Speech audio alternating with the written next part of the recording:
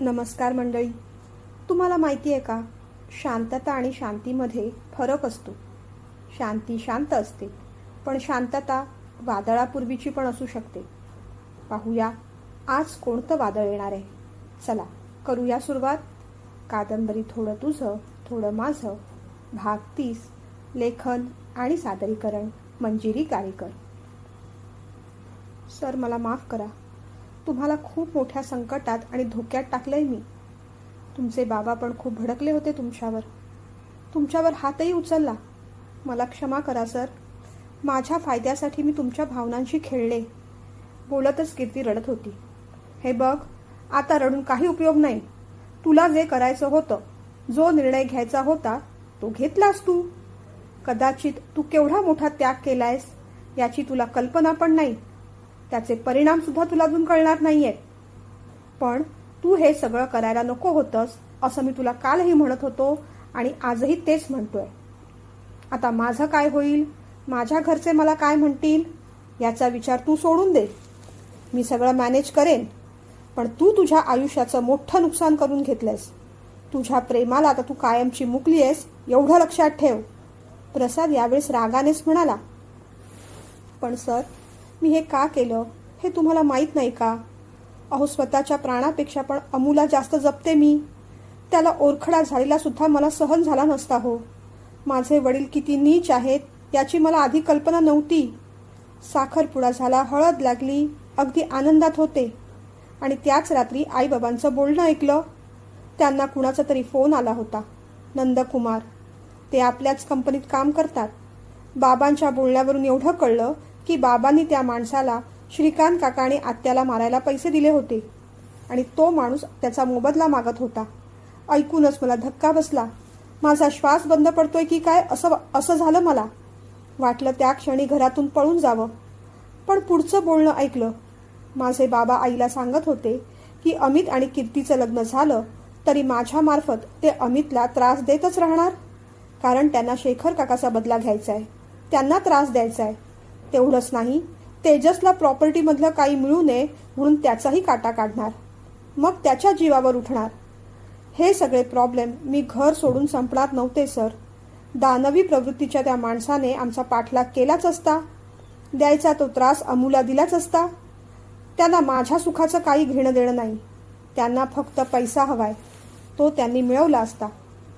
जिथे त्यांना आपल्या मुलीची काळजी नाही तिथे त्या परक्या माणसांची काय काळजी करणार.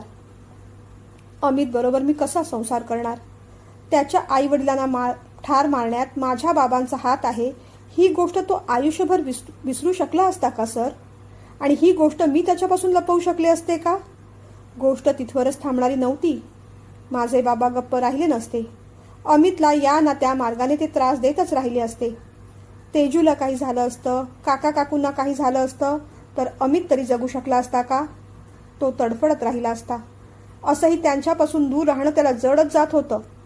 बाबांनी कारस्थान करून त्यांनाच काही केलं असतं तर तो स्वतःला कधीच माफ करू शकला नसता.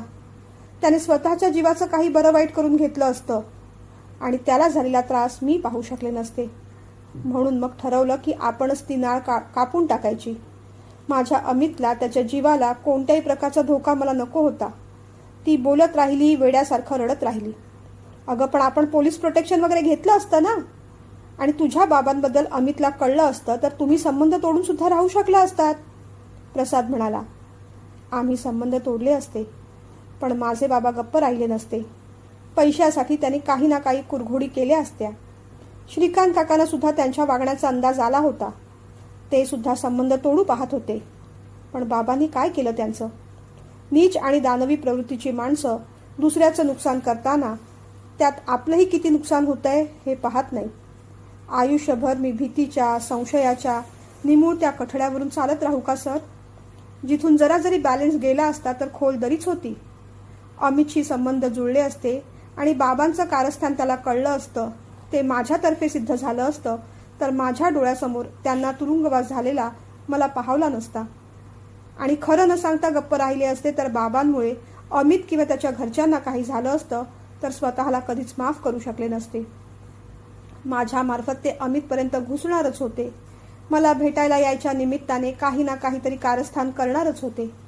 माझ्या वडिलांना मी आत्ता चांगलं ओळखलंय. पण सर, तुमच्याबद्दल मला फार वाईट वाटतंय हो. तुम्ही मला वचन दिलं आणि मी त्या वचनाचा गैरफायदा घेतला. माझ्याकडे पण पर्याय नव्हता हो. बाकी कोणतंही कारण दिलं असतं ना तर वेड्यासारखा अमू धावत धावत माझ्याकडे आला असता. म्हणून त्याला असं तोडावं लागलं. ते करताना मलाही खूप त्रास झाला. पण प्रेमात सगळं क्षम्य असतं ना. मला माफ करा सर. ती रडत राहिली. अगं पण आपलं लग्न झालेलं नाही. आपण खोटं बोललोय हे कधी ना कधी कळणारच ना, प्रसादने विचारलं. कळू देत ना सर. पण तोपर्यंत आमच्या लग्नाची वेळ टळून गेली असेल. कदाचित आजच्या आज अमित परत कोल्हापूरला जाईल आणि पुन्हा तो माझ्याकडे वळून कधीच पाहणार नाही. मला माहिती आहे ना त्याचा स्वभाव. मी त्याला म्हटलंय ना, माझं तुमच्यावर प्रेम आहे. तर मग मला त्रास होईल असं तो कधीच काहीही करणार नाही हो. कोणत्याही पद्धतीने तो माझ्यापासून तुटला पाहिजे. रडत रडत एवढं ती बोलली आणि शांत राहिली. ठीक, आता ते झालं. आता फार वेळ आपल्याला ऑफिसमध्ये पण थांबता येणार नाही. आज रविवार असला तरी साफसफाईचा स्टाफ येऊ लागणार आता. आणि तसंही आता मुहूर्ताची वेळ टळून गेली आहे ना. तू तुझ्या घरी जा. मी इथेच थांबतो. नाहीतर थांब, मीच तुला घरी सोडतो आणि मग पुन्हा इथे येतो. चल आता. त्याने गाडी काढली. ते कीर्तीच्या घरी यायला निघाले. प्रसादने गाडी घराच्या समोर आणली आणि समोरचं दृश्य पाहून दोघे जण जागच्या जागी खिळूनच राहिले. घर पेटलं होतं. सगळीकडून ज्वाळा येत होत्या. आजूबाजूचे लोक पाण्याचे फवारे मारत होते. अग्निशमन दलाला पण बोलवलं होतं, पण त्यांची गाडी गल्लीतून पार व्हायला थोडा त्रास होत होता. कीर्तीचे हात पायच गार पडले. आई, बाबा असं किंचाळतच कीर्ती गाडीच्या बाहेर पडली. वेड्यासाठी घराच्या दिशेने धावू लागली. तिच्या मागे प्रसाद. लोक अडवू लागले. कुणाचंही ती काही ऐकत नव्हती. त्या ज्वालांमध्ये आत आत शिरायचा प्रयत्न करू लागली. आई बाबा म्हणून ओरडत होती, टाहो फोडत होती. आगीचा दाह होत होता. हलकीशी कुठून तरी ज्वाला आली आणि तिच्या ड्रेसला लागली. प्रसादने चटकन तिला मागे खेचलं. प्रसंगावधान राखून हाताने आग विझवायचा प्रयत्न केला, पण त्यात तिचे हात भाजले होते. ती चक्कर येऊन पडली होती. प्रसादचे सुद्धा हात पोळले. पोलिसांची गाडी आली.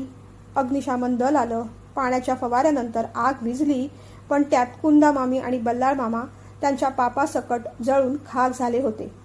नंदकुमारने त्याचा बदला पूर्ण केला. वाईट माणसं मरतात, पण चांगुलपणा संपवून. कदाचित हे दोघं आधीच मेले असते तर कीर्तीला तिच्या प्रेमाचा त्याग करायला लागला नसता. शेजारच्या लोकांनी दोघांना जवळच्या हॉस्पिटलमध्ये ॲडमिट केलं.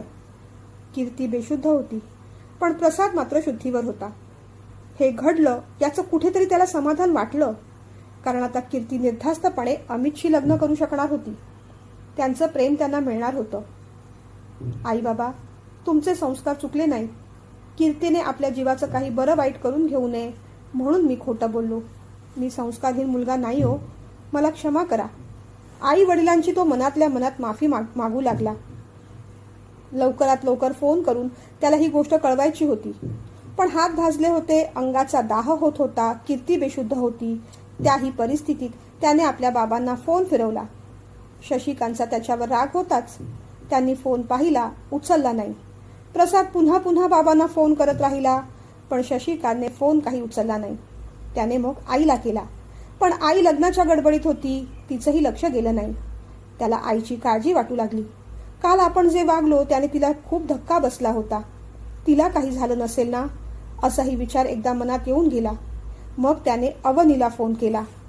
ती कशी फोन उचलणार होती? तिने फोन उचलला नाही. मग मात्र त्याला भीती वाटू लागली. आता कुणाला फोन करावा? शेवटी मग त्याने अमितला फोन करायचं ठरवलं. त्याला खरं सांगायचं होतं, कीर्ती फक्त तुझीच आहे. तिने तुझ्या सुखासाठी म्हणून एवढा मोठा त्याग केला. खोटं बोलली तुझ्याशी, पण आता ती बेशुद्ध आहे. तिला सगळ्यात जास्त गरज तुझीच आहे हे सगळं सांगायचं होतं. भीक मग त्याने अमितला फोन लावला. लग्न लागलं होतं. अवनी अमित दोघं दर्शनासाठी म्हणून समोरच्या गणपतीच्या देवळात आले होते. बाकी सगळी मंडळी तिथेच बाहेर पटांगणात बसली होती. आता या सगळ्या माणसांची जेवणाची व्यवस्था माझ्याच घरी करूया रे शशी. शेखर आणि शशिकांत त्यांचं बोलत होते. आधी घरीच जाऊया हं. शर्वरीला फार दगदग सहन होणार नाही. माझ्या अमूचं लग्न म्हणून हट्टाने आली आहे ती, शेखर म्हणाला. शशिकांतला गोष्ट पटली. दिवाकर मात्र अजूनही कन्फ्युज होते. अरे एक गोष्ट मला कळलीच नाही रे शेखर. पत्रिकेत नाव काहीतरी वेगळं होतं ना रे. आणि अवनी म्हणजे आपल्या शारदाची मुलगी. मग पत्रिका चुकली का मुलगी? दिवाकरने असं विचारल्यावर शशिकांत आणि शेखर दोघेही हसले. जाऊ दे रे दिवा, त्या चुका तू पाहत बसू नकोस. मला सांग, तुझं बाकी लोकांशी भेटणं झालं की नाही? शारदाकडे पाहत शेखरने दिवाकरला विचारलं. नाही ना रे. तू भेट घडवून दिलीस तर होईल ना मित्रा, दिवाकर म्हणाले. बरं. शारदा दूर बसली होती. बाजूलाच शर्वरी पण बसली होती.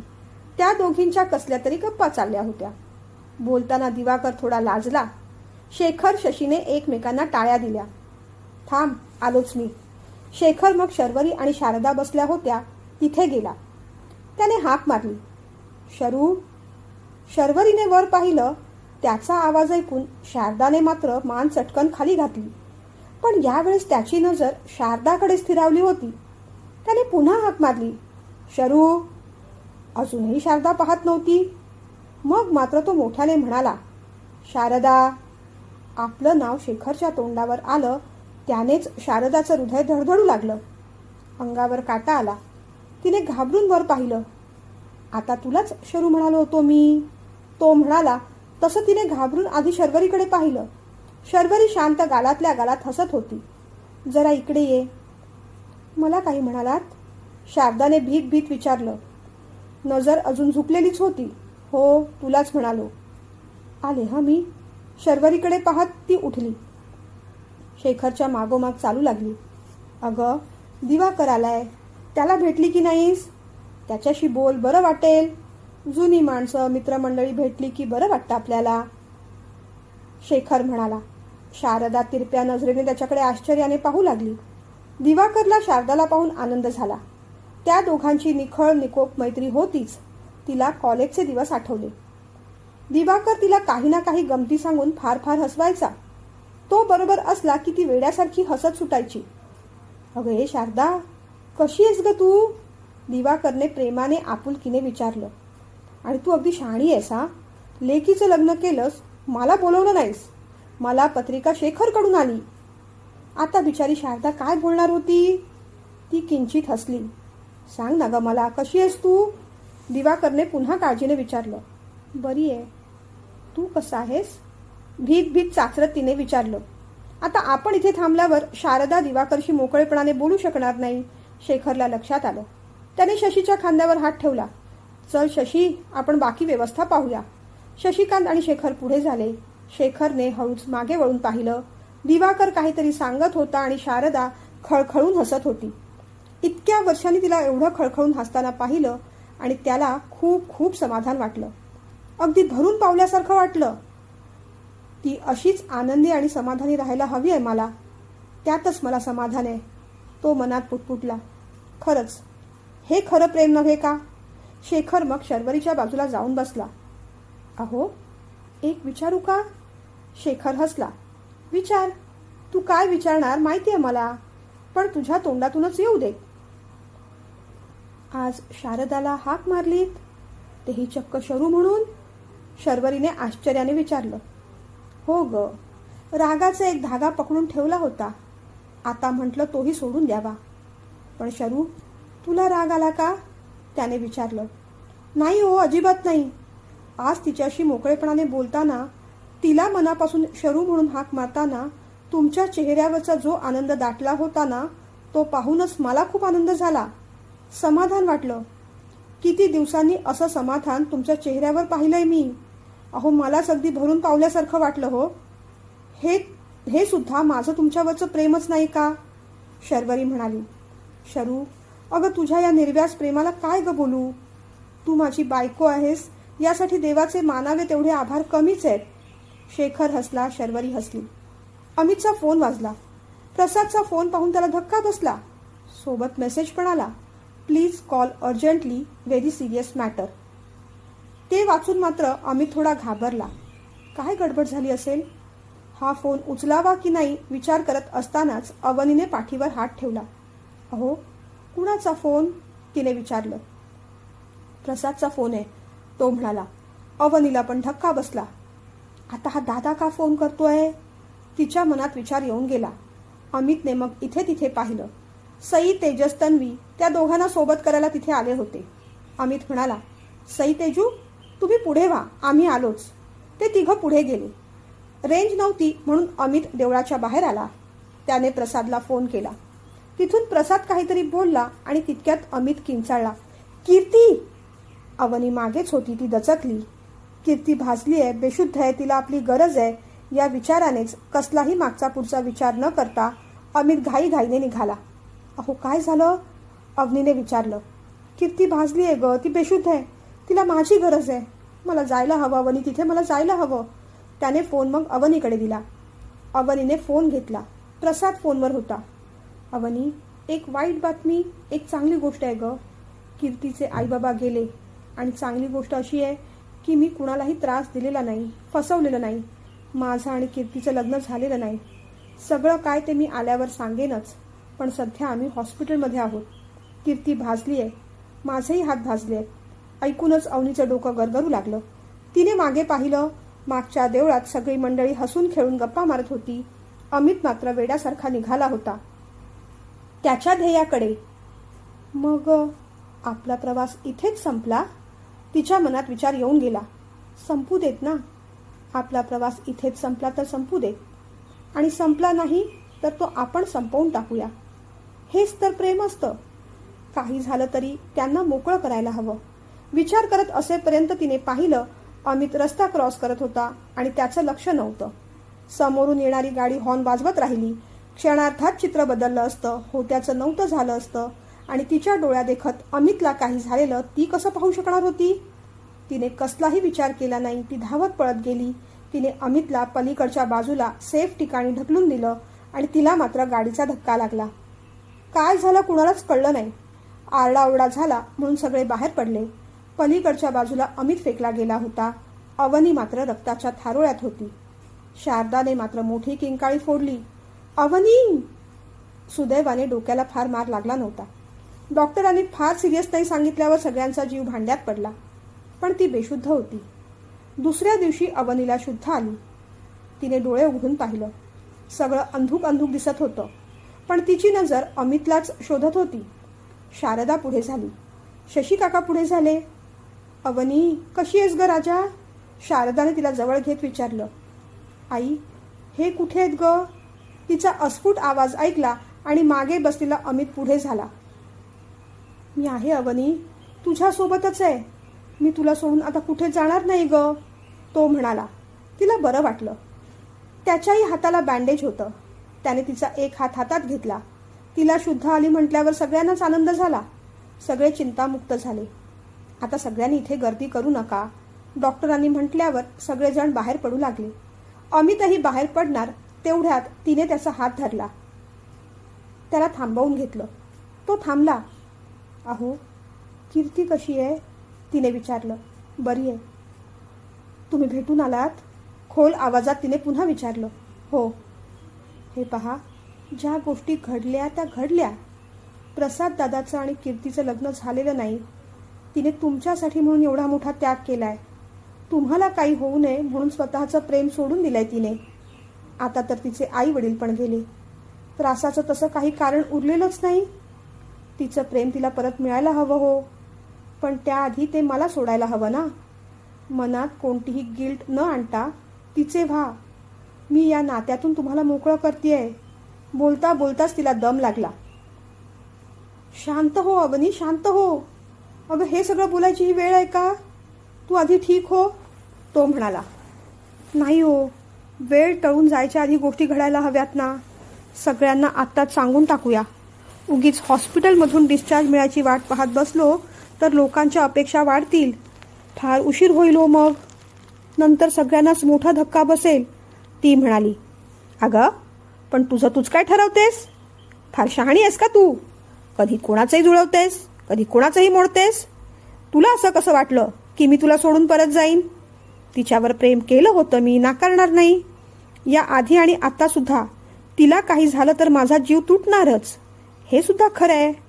तिने माझ्यासाठी केवढा मोठा त्याग केला, आमचं प्रेम सोडलं, हे मला मान्य आहेच. पण तरीही आता तूच माझं सर्वस्व आहेस. आता माझ्या आयुष्यावर फक्त तुझाच अधिकार आहे. ज्या क्षणी तुझ्या गळ्यात मंगळसूत्र बांधलं त्या क्षणी मी तुझा झालो. या काळ्या मण्यांमध्ये आता आपलं आयुष्य एकमेकांशी बांधलं गेलंय. आपण एकमेकांचे झालोय आयुष्यभर. आता वेगळं होणं नाही, कशासाठीही आणि कुणासाठीही.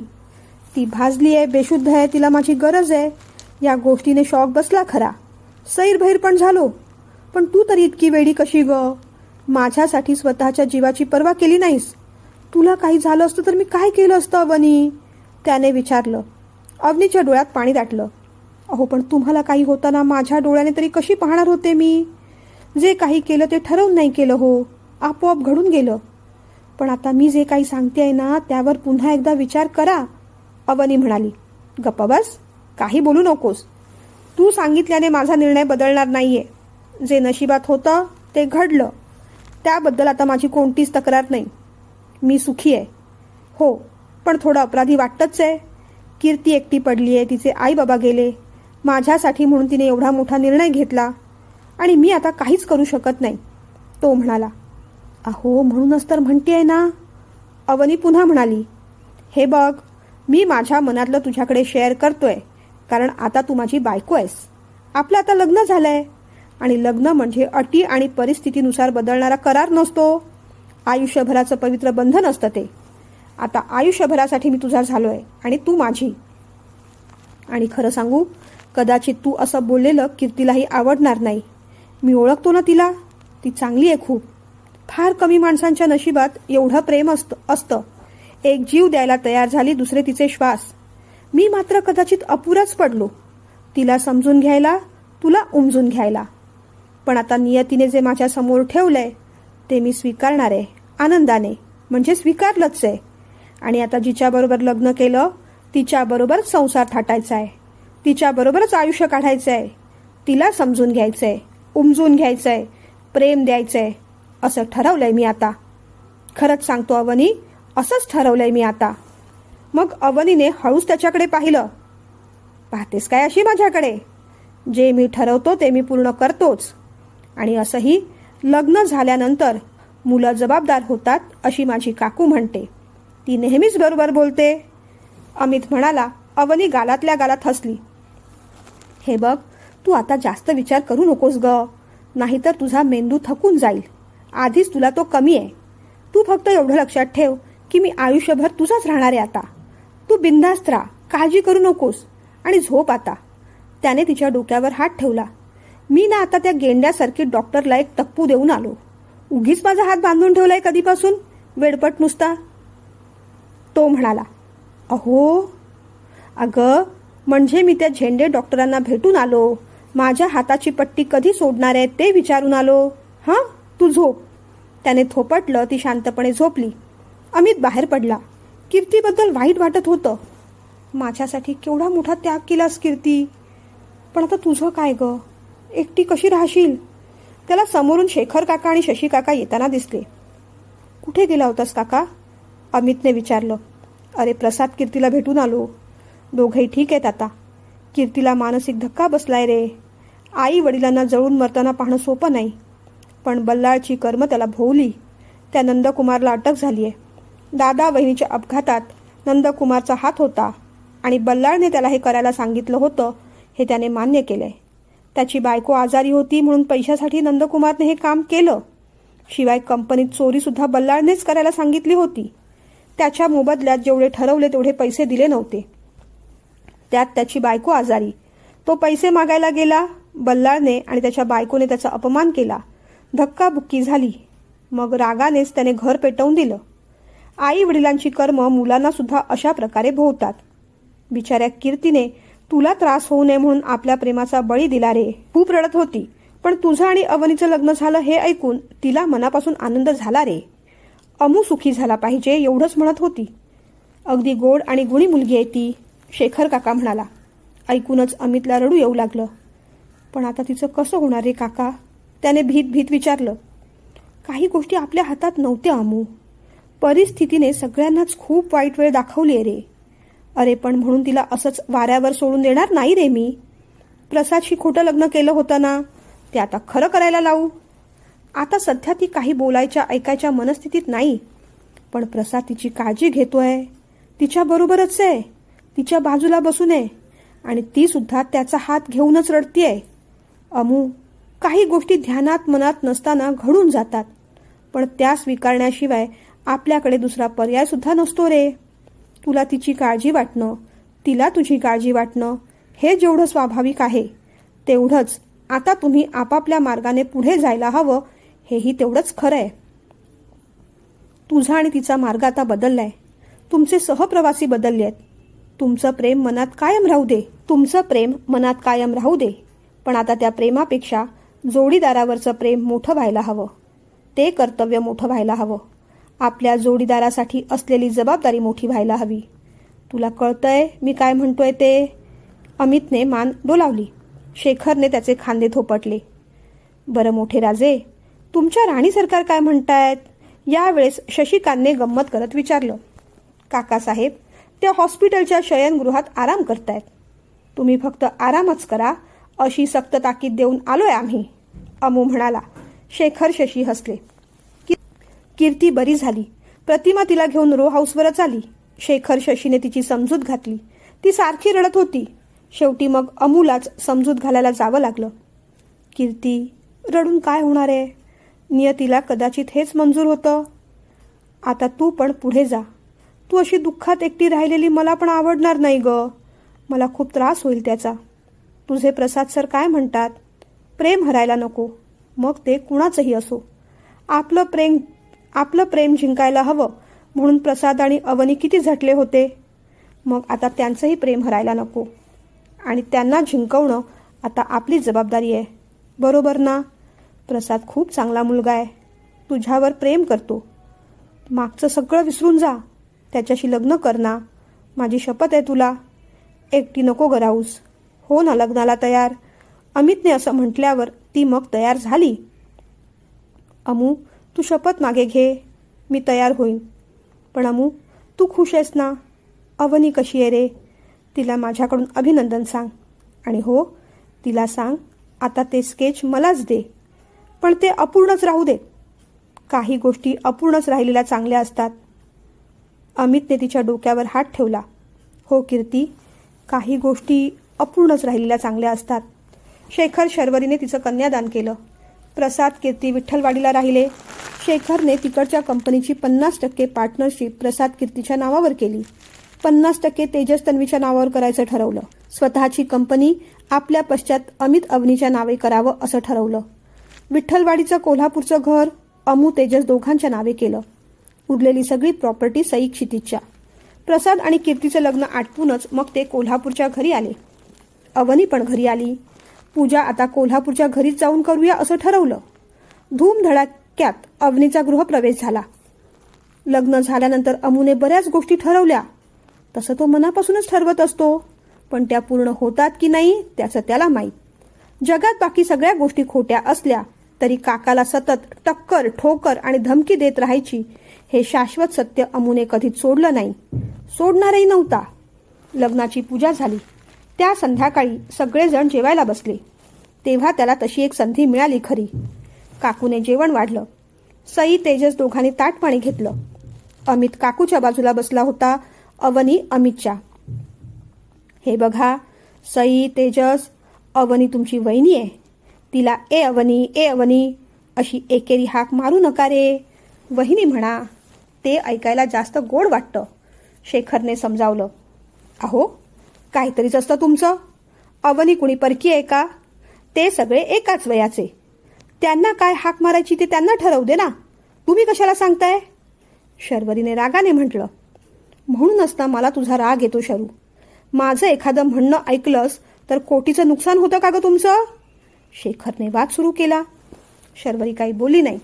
बरं सई, तेजू, तुम्ही दोघं तिला वहिनीच म्हणा. आणि आपण काय म्हणूया? थोरल्या सुनबाई, काकूने मुद्दामूनच विचारलं. नको, आपण तिला अवनीच म्हणूया. अवनी नाव मला खूप आवडतं. काकूने मान डोलावली. माहितीये का आवडतं ते? काकू तोंडातल्या तोंडात पुटपुटली. बरं अवनी, तू आम्हाला काय म्हणणार ग? काका काकू की यांना सरच म्हणणार? गमतीने शर्वरी काकूने विचारलं. आई बाबा म्हणायचं असं मामाने आणि आईने सांगितलंय मला. ती हळू आवाजात म्हणाली. ऐकूनच शेखरला भारी आनंद झाला. हा, मामाने चांगले संस्कार केले आहेत. मामाने पण चांगले संस्कार केले आहेत आणि आईने पण चांगले संस्कार केले आहेत. छान. काकूने मग अमूकडे पाहिलं. अमूने पण काकूकडे पाहिलं. आता या विषयावर त्यांना काहीतरी बोलायचंच होतं. पाहिलं ना काकू, कौतुक करायची एक संधी सोडत नाहीये. बघ ना अमू, मखापासून भाचीचं आणि भाचीच्या आईचं कौतुकच चाललंय. त्यांचं पुटपुटणं शेखरला समजलं. त्याने आधी घसा खाकरला. हे बघ शरू, आता अमूचं लग्न झालंय म्हणजे तू सासू झालीस, तेव्हा तूही थोडी स्वतःची भूमिका बदल. आता थोडं जबाबदारीने बोलत वागत जागं. असं तोंडात पुटपुटणं, कुणालाही कोणत्याही नावाने संबोधणं, मुलांना नको नको त्या गोष्टी शिकवणं सोडून दे आता. शेखरने जरा चढ्या आवाजातच समजावलं. अहो, मी काय केलं आता?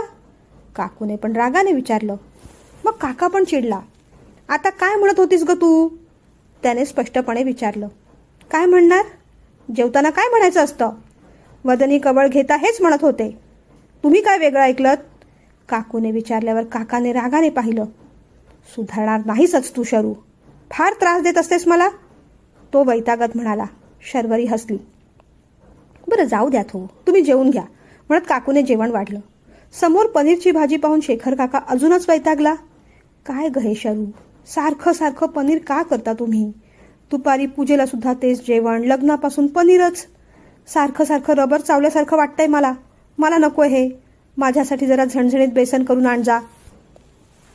अहो, आज दिवस खा, उद्या काहीतरी वेगळं करीन ना, काकू म्हणाली. अगं नको ग, तोंडात सारखं दूध दूध आल्यासारखं होतं मला नाही आवडत ते, शेखर म्हणाला. अहो पण आता कुठे करणार? दमले हो मी. मुलं पण दमली आहेत. आता अवनीला लगेच जेवण करायला कसं पाठवू? नवीन नवरी आहे ती. सई तेजू पण दमले आहेत, नाहीतर त्यांना सांगितलं असतं मी, काकू म्हणाली. मग मला हे जेवण नको, शेखर भडकला. बिचारी अवनी घाबरली. तिने तेजस सईकडे पाहिलं. घाबरू नकोस, घाबरू नकोस. अगं हे नॉर्मल आहे. हे असं काही झाल्याशिवाय आम्ही जेवतच नाही, सई म्हणाली. बरं ए अवनी, ते लोणचं पास कर ना, सई म्हणाली. तसा सगळा राग मग सईवर सरकला. आता तुला काय म्हटलं होतं ग? काय म्हणायचं तिला? शेखर आणखीनच वैतागला. सई काही बोलली नाही. अरे काका, ती अवनी नाही म्हणाली, ए वैनी असंच म्हणाली, मी ऐकलं ना, अमू म्हणाला. तसं सगळे हसले. शेखरने त्याच्याकडे पण रागाने पाहिलं. बरं मला शेवटचं सांग तू आता शरू, तू बेसन करून आणतेस का उठू मी? नाही, काकू म्हणाली. अगं कधी जेवण माझ्या मनासारखं नसलं ना तर वहिनी मला पटकन झणझणीत बेसन करून द्यायची. तू मात्र माझ्याशी वाद घालत बसशील, करून काही देणार नाहीस, काका रागाने म्हणाला.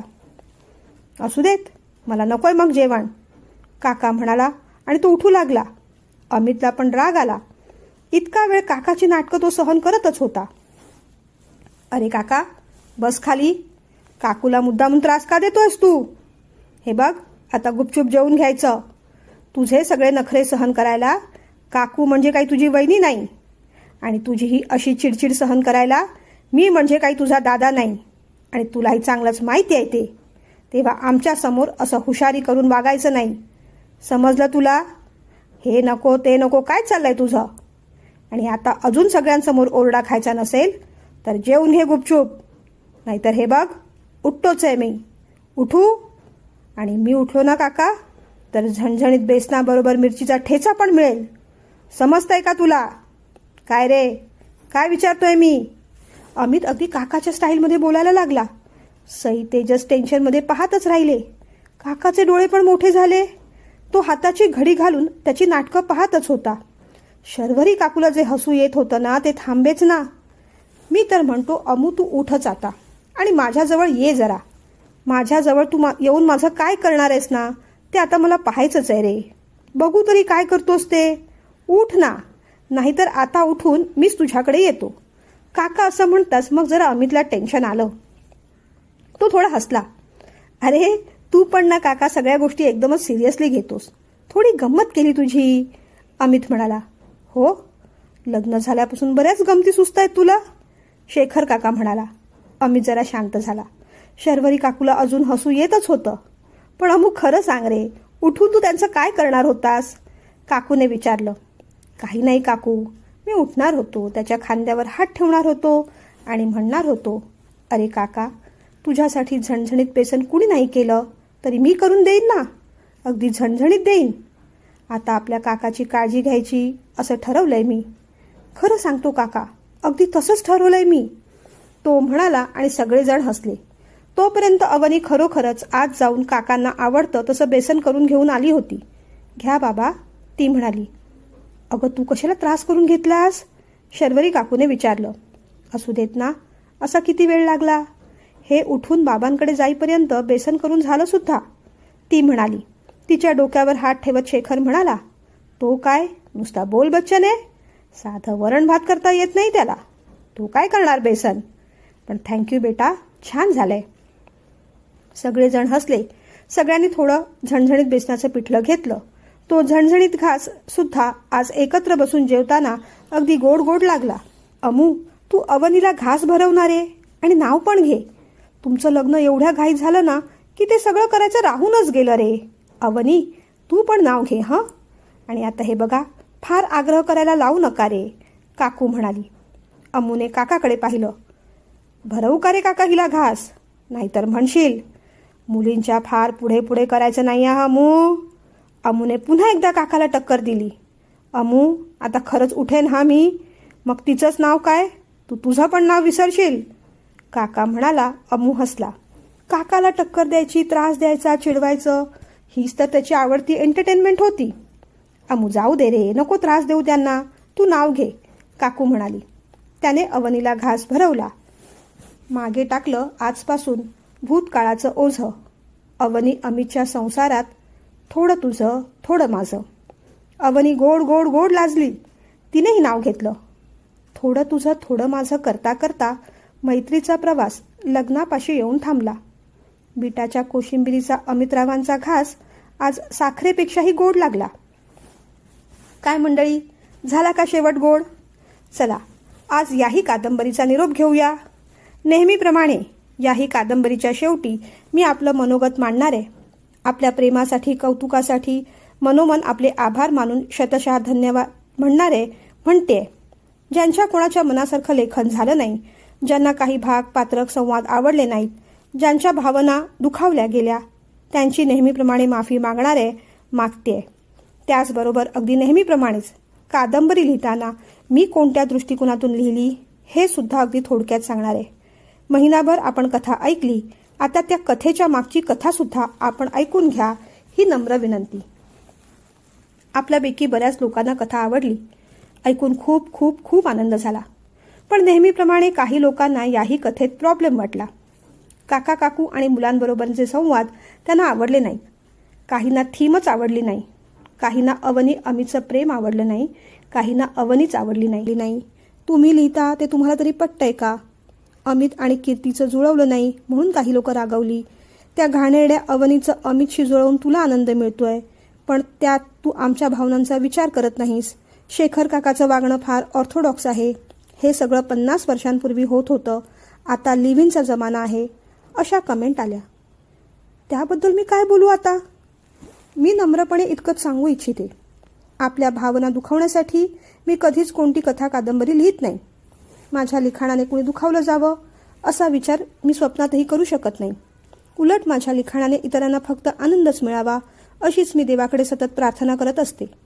म्हणूनच माझ्या कथेत कोणतंही षडयंत्र नसतं. असतात त्या निर्मळ निखळ उत्स्फूर्त भावना. म्हणूनच सगळी पात्र आपली आणि लाघवी वाटतात. त्यात माझी अवनीसुद्धा आली. कीर्तीचा त्याग मोठा आहेच, पण अवनीचं प्रेम समजून घ्यायला तेवढंच संवेदनशील मन आपल्याकडेही हवं. कथास्तू चॅनलवर 5-6 कादंबरी बोटावर मोजता येणार नाही तेवढ्या कथा आहेत. त्यात अनेक विषय, विनोदी, सामाजिक, कौटुंबिक, शैक्षणिक, भावनिक, मानसिक, गूढ, हॉरर, विवाहबाह्य संबंध, तृतीयपंथी, ट्रान्सजेंडर पासून दुसरं लग्न, एक्स्ट्रा मॅरिटल अफेअर, सावत्र आई वडील अशा विविध व गंभीर विषयांना कथासूत्रात खूप लॉजिकली मांडलेलं आहे. मग मला लिखाणाची जाण नसेल असं खरंच वाटतं का आपल्याला? कुणाच्या तोंडी काय संवाद घालायचे, त्यांचे संवाद वागणं वयाला अनुकूल आहेत की नाही, त्याचं गांभीर्य वाचकापेक्षा लेखकाला जास्त असावं लागतं. आणि मुळात त्याच्याकडे ते असतं, म्हणूनच तर तो लेखक असतो. येणारे पुढचे दुःखद आणि गंभीर प्रसंग अलगदपणे पचवता यावेत, एकमेकांबद्दल वाढलेली अटॅचमेंट दाखवता यावी म्हणून कधी कधी हसरे, हलके फुलके, बालिश मनाचे संवाद टाकणंही गरजेचं असतं. त्याचा अर्थ त्या सगळ्या गोष्टीचं मला भान, ज्ञान किंवा जाण नाही असं अजिबात नाही. एखादी गंभीर दुःखद गोष्ट सांगण्यासाठी, ती समोरच्याच्या मनात उतरवण्यासाठी, रुजवण्यासाठी तर्कशुद्ध पद्धतीने सांगायला खूप धैर्य आणि विवेक लागतो, जो माझ्या लिखाणात नक्कीच आहे. ही कादंबरी इतर कादंबऱ्यांपेक्षा वेगळी याच करताय कारण ही नुसती प्रेमकथा नव्हती. यात नात्यांचा त्याग आहे, थोडं राजकारण आहे, राजकारणात होरपडलेली नाती आहेत. मग सगळं गंभीर होऊन तसंच्या तसं मांडलं तर कथा आणि पात्र फारच वृक्ष होऊन गेलं असतं. म्हणून निरागस विनोदाचा आधार घ्यावा लागला. त्यात गैर का वाटावं कळतच नाहीये मला. काका काकू मुलांशी प्रेमाने हसत खेळत बोलतायत, कधी रागवतात, कधी समजावतात, कधी प्रेम करतात, जवळ घेतायत. हे सगळं काही जणांना बालिश वाटलं. मग ते सगळं न करता त्यांनी लिव्ह इनबद्दल प्रोत्साहन द्यावं. मुला मुलींनी बिनधास्तपणे जगायला हवं, वागायला हवं, त्या संबंधित गप्पा कराव्या, असे संवाद लिहिणं अपेक्षित आहे का? मुळात हे सगळं लिहिणं मला शक्य असून सुद्धा डार्क कॉमेडी, कुणाच्या व्यंगावर बोट ठेवून पानसट अश्लील विनोद न करता जर कथेचे संवाद निरागस बालिश विनोदीपणाकडे झुकले असतील तर मग मी अभिमानाने म्हणेन, माझ्या लिखाणाचा मला अभिमानच आहे. कथेत कळकळीने जो संदेश द्यायचा प्रयत्न केला आहे तो समजून घेतला तर कथा आपल्याला आवडेल, मुख्य म्हणजे पटेल. आणि ज्या काही लिमिटेशन्स आपल्याला दिसत आहेत त्या लिमिटेशन्स नसून गंभीर संदेशामागे केलेली साखर पेरणी आहे, हे सुद्धा कदाचित आपल्याला उमगू शकेल. प्रत्येक पात्राचा एक स्वभाव विशेष आहे आणि त्यांच्या वागण्यामागचं कारण, त्यांची भीती, इन्सिक्युरिटी, स्ट्रेंथ या सगळ्याचं मानसिकदृष्ट्या स्पष्टीकरण प्रत्येक भागात व्यवस्थित दिलेलं आहे. त्यात अजिबातच काहीही आक्षेप घेण्यासारखं नव्हतं. समोर बसून एखाद्याचं लिखाण जज करणं फार फार सोपं असतं, पण लिहिताना काय घालमेल होत असते हे त्या लेखकालाच माहीत. सारासार विचार करून सगळ्याचा समतोल साधून फार कुणाच्या भावना दुखावणार नाहीत हे पाहून, मुख्य म्हणजे चांगले विचार, योग्य संदेश पोहोचतोय ना हे पाहून लिहावं लागतं. म्हणून निगेटिव्ह कॉमेंट करताना थोडं थांबा, मग लिहा. त्याचा अर्थ मला फक्त तुमच्या चांगल्या छान छान गोड गोड कमेंट्स हव्या आहेत असं नाही. जिथे चुकतंय तिथे जरूर सांगा. काही कमेंट खरोखरच आरसा दाखवणाऱ्या होत्या, त्या वाचल्या, विचार केला, कारण चूक मान्य करण्यात शहाणपणा असतो. योग्य फीडबॅक देणाऱ्या कमेंटचा सुद्धा उल्लेख करणार आहे मी, कारण त्या कमेंट्समुळेच आपण परिपूर्ण नाही ही भावना सतत डोक्यात जागृत राहते. प्रत्येक पात्राच्या टोनमध्ये वेगवेगळेपणा हवा, जो तुमच्या वाचनात नाही. तुम्ही सरसकट धडा वाचल्यासारखं वाचता, तसं न करता हळूहळू पात्राच्या टोननुसार वाचा. कथा मोनोटोनस होऊ देऊ नका.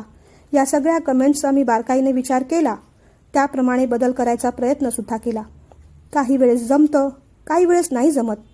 माझ्या बोलण्याला, आवाजाला मर्यादा आहेत, कारण पात्रानुसार वेगवेगळ्या प्रकारचे आवाज काढल्यामुळे माझ्या आवाजावर खूप स्ट्रेस येतोय असं जाणवतं मला.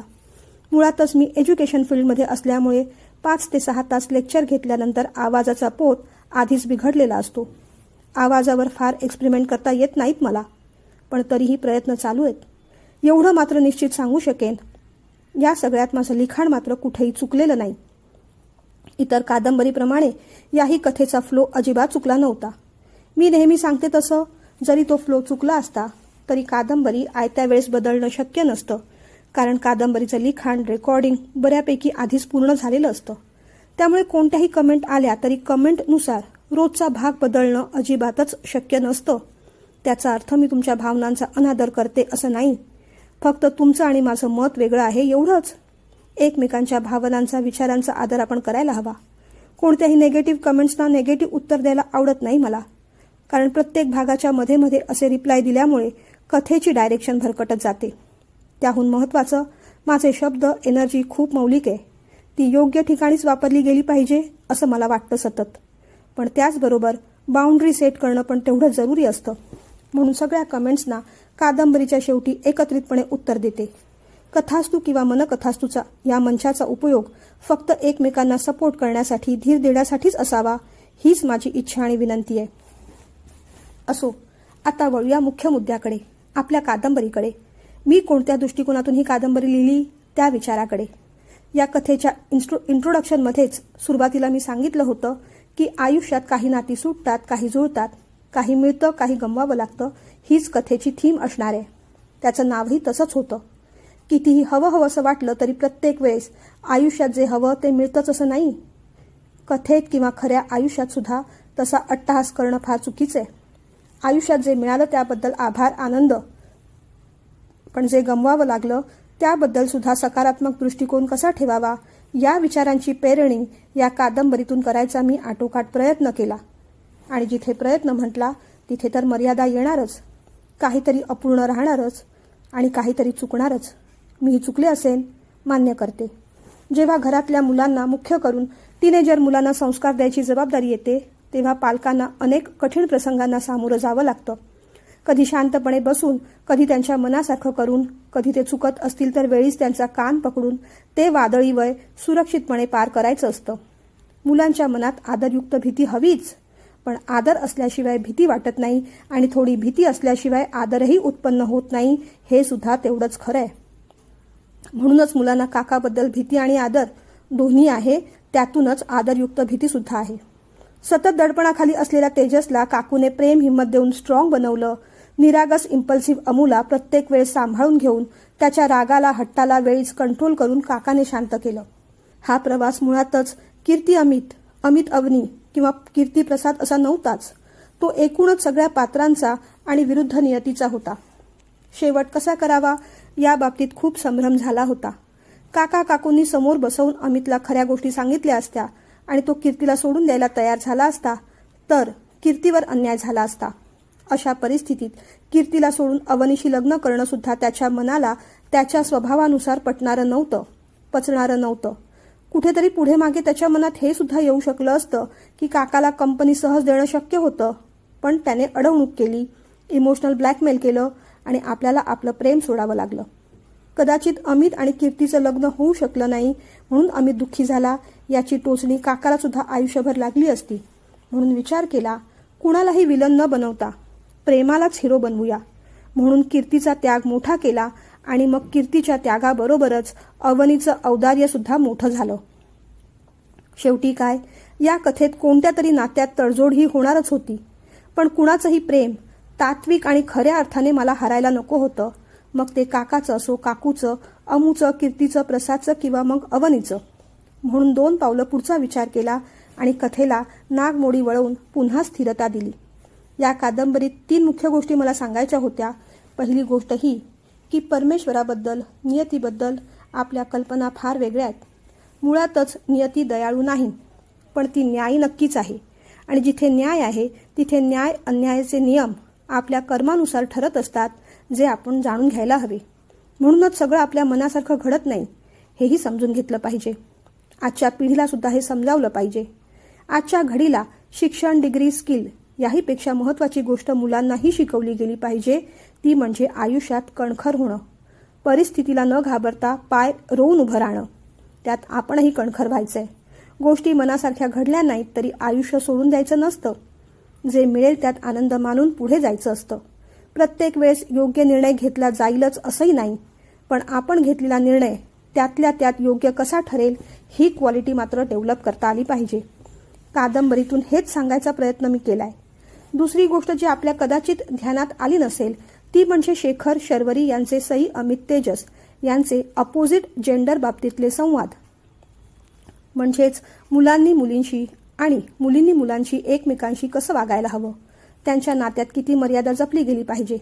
अपोजिट जेंडरला म्हणजेच मुलांनी मुलींना आणि मुलींनी मुलांना कसा आदर द्यायचा, कसा आधार द्यायचा, पण नात्यात उथळपणा कसा टाळायचा, निकोप मैत्री कशी हवी, पण शारीरिक प्रॉक्सिमिटी कशी ठेवायची, यावर सुद्धा हलकंसं भाष्य केलेलं आहे.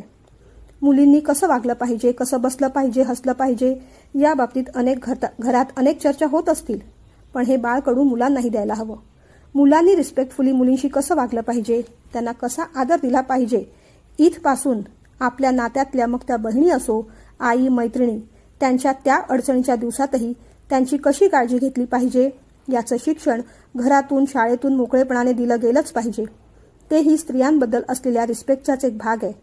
कारण आजची ही मुली उद्या एकमेकांचे लाईफ पार्टनर होणार आहेत. स्त्री पुरुष समानता नुसतं एकमेकांच्या खांद्यावर हात टाकून किंवा कमरेत हात घालून फिरण्यात नसते, ती एकमेकांना दिलेला आदर, प्रेम, विश्वास यातून व्यक्त व्हायला पाहिजे असं माझं मत आहे. आणि तिसरी गोष्ट या कथेतली जी मला सगळ्यात जास्त आवडली ती म्हणजे शारदा आणि शेखरचं आगळं वेगळं प्रेम. खूप काही सांगून गेलं, खूप काही शिकवून गेलं.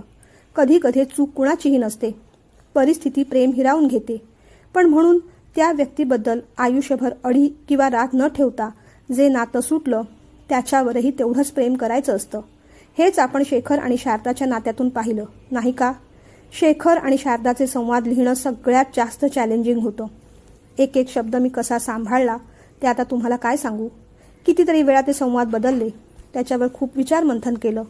संवाद लिहिताना अक्षरशः शेखरच्या मनात आणि शारदाच्या हृदयात उतरले. अधांतरी टांगलेल्या दोरीवरून ती डोंबाऱ्याची मुलगी बॅलेन्स साधत कशी पुढे पुढे जाते, अगदी तसंच माझ्या मनाचं आणि मेंदूचं होत होतं. मला ते संवाद उच्च शृंखलतेकडे, उथळपणाकडे झुकायलाही नको होते आणि त्यांचं ते प्रेम अगदीच बेपर्वाईचं आहे असंही वाटायला नको होतं. ते प्रेम अलगद, हळूवार, मोरपिसासारखं हृदयाला स्पर्श करून जाणारं हवं होतं, हृदय व्यापून टाकणारं हवं होतं, पण त्यात ओझं नको होतं. अगदी इकडे आड तिकडे विहीर असा तो प्रवास होता आणि सांगायला छान वाटतंय तो बॅलन्स अगदी छान साधला गेला. ओव्हरऑल कादंबरीबद्दल म्हणायचं झालं तर एवढंच म्हणेन, जसं ताटात कधीतरी काहीतरी राहून जातं तसंच आयुष्यात कधीतरी काही गोष्टी मनाला टोचून जातात पण त्याला पर्याय नसतो. उलट मी तर म्हणेन आयुष्य अपूर्ण आहे म्हणूनच मजा आहे. ते जर पूर्णत्वाला गेलं तर जगण्याची, काहीतरी मिळवण्याची, सुटलेल्याची किंमत आणि परमेश्वराकडे काही मागण्याची इच्छाच संपून जाईल. चवीपुरतं दुःख आहे म्हणून सुखाची गोडी आहे. म्हणूनच फक्त माझ्याच मनासारखं व्हायला पाहिजे हा अट्टहास आयुष्यात सुद्धा असू नये. आयुष्यात जे घडतं ते प्रत्येक वेळेस मनासारखं आणि चांगलं घडेलच असं नाही, पण न डगमगता आयुष्य पुढे न्यायला हवं. आपल्यासाठी, इतरांसाठी जगायला हवं. थोडं तुझं थोडं माझं असं म्हणत सुखदुःखाच्या येणाऱ्या लाटा झेलायला हव्यात. आयुष्य दुसरं तिसरं काही नसतं, नियती बरोबर चाललेला लपंडाव असतो. ती जसं नेहमी आपल्याला म्हणते तसंच आपणही धैर्य ठेवून, हिंमत न हारता, तिला सरेंडर न करता उलटून तिलाच बोलायला शिकलं पाहिजे. थोडं तुझं थोडं माझं. या कथेत जे पटलं ते घ्या, जे पटलं नाही त्यावर विचार करा. अगदी तेही शक्य नसेल तर तुर्तास ते सोडून द्या, कारण पुढे मागे ते आपल्याला निश्चितच पटेल यावर माझा विश्वास आहे. आज जरा जास्त स्पष्ट मत मांडलं, काहींना ते आवडलं नसणार, पण माझी एवढीच विनंती राहील की कथेमधून काहीतरी चांगला संदेश देण्याची माझी जी कळकळ आहे ती फक्त समजून घ्या. चला आता थांबूया. काही दिवस माझ्या मेंदूला आणि तुमच्या कानांना आराम देऊया. पण त्यातही काही सुचलंच तर कथा घेऊन नक्कीच येईन. तोपर्यंत काळजी घ्या. लवकरच भेटू. थँक्यू.